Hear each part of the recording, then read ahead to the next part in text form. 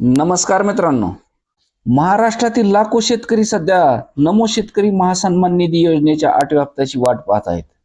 केंद्र सरकारच्या प्रधानमंत्री किसान सन्मान निधी योजनेचा 21वा हप्ता सुमारे महिन्याभरापूर्वी शेतकऱ्याच्या खात्यात जमा झाला आहे.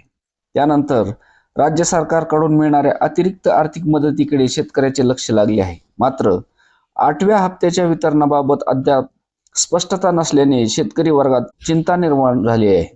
राज्यातील 29 महानगरपालिकाच्या आगामी निवडणुकाच्या पार्श्वभूमीवर सध्या आदर्श आचारसंहिता लागू आहे.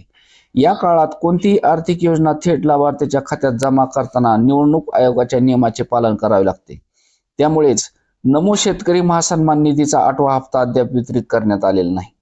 निवडणूक प्रक्रिया पूर्ण झाल्यानंतर हा हप्ता दिला जाईल अशी शक्यता व्यक्त केली जात आहे. मात्र शासनाकडून अद्याप कोणतीही अधिकृत तारीख किंवा अधिकृत GR हा जाहीर करण्यात आलेला नाही. या हप्त्याच्या पार्श्वभूमीवर लाभार्थ्यांच्या संख्येत घट होण्याची शक्यता आहे. कृषी विभागाकडून योजनेच्या निकषाची अंमलबजावणी अधिक काटेकोरपणे केली जात आहे. अपात्र लाभार्थी वगळण्यासाठी छाननी मोहीम राबविण्यात येत असून त्याचा थेट परिणाम लाभार्थ्याच्या यादीवर होत आहे. PM किसान योजनेत मागील हप्त्यावेळी लाभार्थ्यांची संख्या 96 लाखाहून 91 लाखापर्यंत कमी झाली होती. त्याच धर्तीवर राज्याच्या योजनेत ही 4 ते 5 लाख शेतकऱ्याची नावे वगळली जाण्याची शक्यता वर्तवली जात आहे. तपासणी दरम्यान सुमारे 28,000 मृत लाभार्थ्यांची नावे यादीतून वगळण्यात आल्याने ती काढून टाकण्यात आली आहे. तसेच एकाच जमिनीवर 2 वेळा लाभ घेतलेल्या सुमारे 35,000 लाभार्थ्यांना अपात्र करण्यात आलेले आहे.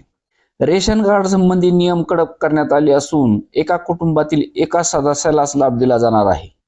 आयकर भरणारे तसेच शासकीय आणि निमशासकीय सेवेत कार्यरत असलेले शेतकरी ही योजनेतून वगळण्यात आलेले आहेत.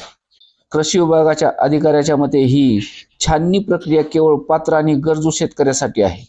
सर्व नियम पूर्ण करणाऱ्या शेतकऱ्यांना 8वा हप्ता नक्की मिळेल असा विश्वास प्रशासनाकडून व्यक्त केला जात आहे.